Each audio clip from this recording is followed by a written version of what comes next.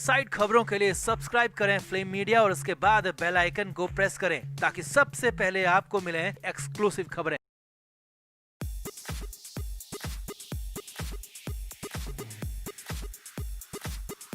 सुशांत सिंह राजपूत को हमारे बीच से गए 6 महीने से ज्यादा का वक्त हो चुका है। सभी को लगने लगा है कि अब सच सामने आ पाएगा भी या नहीं। यहाँ तक कि केंद्रीय जांच एजेंसी सीबीआई और एनसीबी तक पर सवाल खड़े होने लगे थे क्योंकि कुछ भी सामने नहीं आ रहा था। लेकिन इस बीच सबसे बड़ी खबर है, एक ऐसी खबर है जो पूरे बॉलीवुड को हिलाकर रख देगी, क्योंकि गुजरात के अहमदाबाद में सुशांत मामले की जांच के लिए एक नई लैब बना दी गई है। जी हां, ये लैब सिर्फ और सिर्फ सुशांत सिंह राजपूत के लिए बनाई गई है और इस लैब के लिए खास तौर पर इजराइल से मशीनें मंगवाई गई हैं। जी हां, इजराइल से मशीनें मंगवाई गई हैं, जिसके बाद सुशांत के एक एक आरोपी का फंसना तय है, पूरा का पूरा सच आना तय है, क्योंकि ये सुशांत के इंसाफ के लिए सबसे बड़ा कदम है, सबसे बड़ा अपडेट है। तो आपको बताते हैं कैसे मिलेगा एसएसआर को पूरा इंसाफ, अहमदाबाद की लैब के बारे में भी, इजराइल की मशीनों के बारे में भी और वो 85 सामान के बारे में भी आपको सब कुछ बताते हैं। आप भी इस बड़ी खबर पर तुरंत कमेंट करें और वीडियो को शेयर भी करें। तो सुशांत सिंह राजपूत के मामले में सीबीआई और एनसीबी की टीमें जांच कर रही है। अब भले ही यहाँ पर जांच अलग अलग है, लेकिन जांच के सिरे एक दूसरे से जुड़े हुए हैं।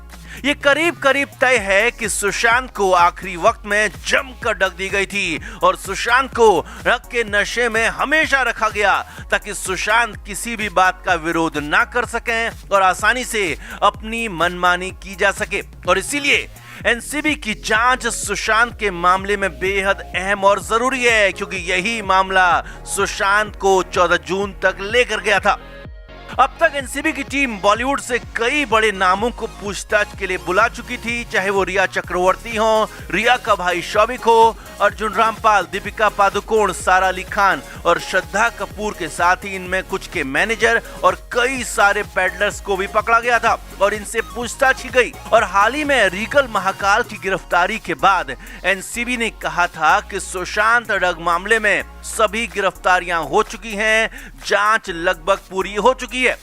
अब मुंबई मिरर ने एक बड़ा खुलासा किया है और जांच पर बहुत बड़ा अपडेट दिया है, क्योंकि अहमदाबाद में सिर्फ सुशांत की जांच के लिए नई लेबोरेटरी बना दी गई है। अब इस लैब से कैसे सच निकलेगा वो भी आपको बताएंगे, लेकिन पहले यहाँ पर समझने वाली और बड़ी बात यह है कि एनसीबी ने ड्रग मामले में सेलिब्रिटीज और पेडलर्स के कई सारे मोबाइल फोन, टैबलेट, लैपटॉप के साथ ही कई अन्य पेन ड्राइव और गैजेट्स बरामद किए थे और अब इन सभी गैजेट्स के डेटा को रिकवर किया जा रहा है। जी हाँ, सुशांत सिंह ड्रग केस में 85 गैजेट्स को एनसीबी ने जब्त किया था और ये गैजेट रिया, शौविक, रामपाल, दीपिका, सारा के साथ ही पेडलर्स के भी हैं और इनसे पूरा कच्चा चिट्ठा बाहर निकलना है। अब बड़ी बात यह है कि इन सेलिब्रिटीज के गैजेट्स का डाटा इतना ज्यादा था कि अहमदाबाद में फॉरेंसिक डिपार्टमेंट की लैब लगातार क्रैश हो रही थी और डेटा रिकवर होने में बड़ी परेशानी हो रही थी, यानी कि डेटा रिकवर होना लगभग नामुमकिन था। और इसी वजह से अहमदाबाद में सिर्फ और सिर्फ सुशांत सिंह राजपूत मामले की जांच के लिए एक नई लैब बना दी गई है और इस लैब में डेटा को एक्सट्रैक्ट करने के लिए, डेटा को रिकवर करने के लिए इजराइल से मशीनें मंगवाई गई हैं। जी हां, ये बड़ी खबर है कि खास तौर पर सुशांत मामले की जांच के लिए इजराइल से मशीनें मंगवाई गई हैं और उन्हीं मशीनों के जरिए इन सभी गैजेट का डेटा रिकवर किया जाएगा, एक्सट्रैक्ट किया जाएगा। ये डेटा कोई मामूली डेटा नहीं है, ये कई टेराबाइट में डेटा बताया जा रहा है और इस डेटा में सुशांत केस में कई बड़े खुलासे होना तय है।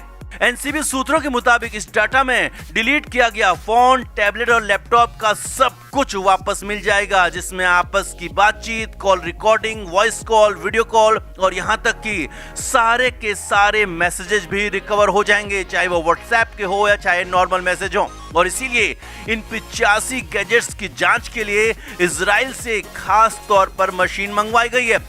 अब आगे देखिए, अब इजरायली मशीन जब सच उगलेगी तो कोई भी बॉलीवुड सेलिब्रिटी ये झूठ नहीं बोल सकेगा कि मैंने सुशांत से इस मामले में बात ही नहीं की, मेरी सुशांत से बात ही नहीं होती थी, या फिर मेरा सुशांत से कोई मतलब नहीं था और मैंने तो कभी सुशांत के साथ डग की बात की ही नहीं थी, मैंने कभी डग ली ही नहीं थी, या फिर मैंने कभी डग खरीदी ही नहीं।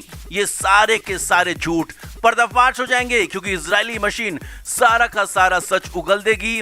और बड़ी बात यह है कि यहाँ पर एक नहीं बल्कि बॉलीवुड सेलिब्रिटीज की पूरी टीम, पूरी की पूरी खेप जांच के दायरे में है, और बड़े नाम भी इस सुशांत मामले में सीधे सीधे फंस सकते हैं।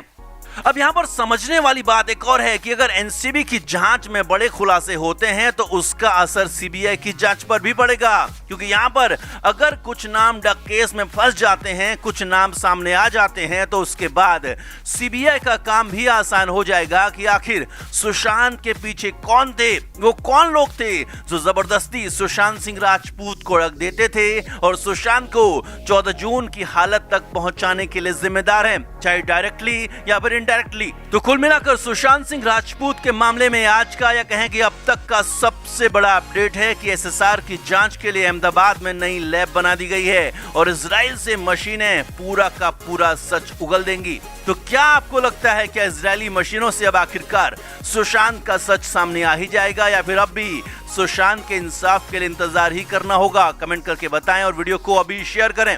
इसी बीच अच्छी बात यह है कि सुशांत के बाद बॉलीवुड का डग नेक्सस एनसीबी के हत्थे चढ़ गया और एनसीबी लगातार छोटे मोटे पैडलर के साथ ही बॉलीवुड के सितारों पर भी अपना शिकंजा कस रही है, और उन्हीं में से एक है अर्जुन रामपाल। जी हाँ, बॉलीवुड एक्टर अर्जुन रामपाल से एनसीबी एक बार पूछताछ कर चुकी है और अब दोबारा पूछताछ के लिए समन भेज दिया गया है, जिसकी बहुत बड़ी वजह भी सामने आ गई है। तो आप भी इस वीडियो को शेयर करें और एनसीबी की कार्रवाई पर अपना कमेंट जरूर करें।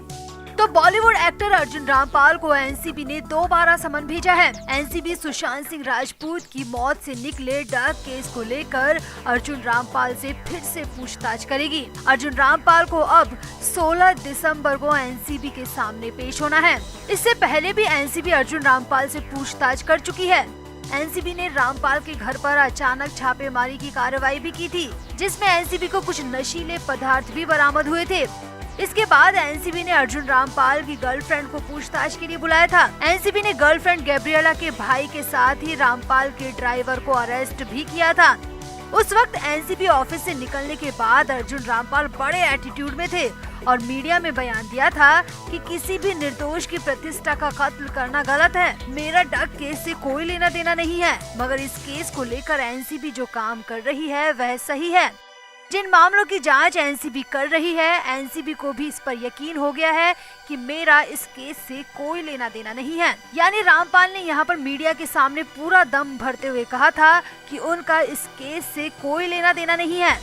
मगर अब एनसीबी का वापस घर पर आया समन देखकर अर्जुन रामपाल के भी पसीने छूट गए होंगे। जो रामपाल खुद को पाक साफ बता रहे थे, वो अब पूरी तरह घिरते हुए नजर आ रहे हैं।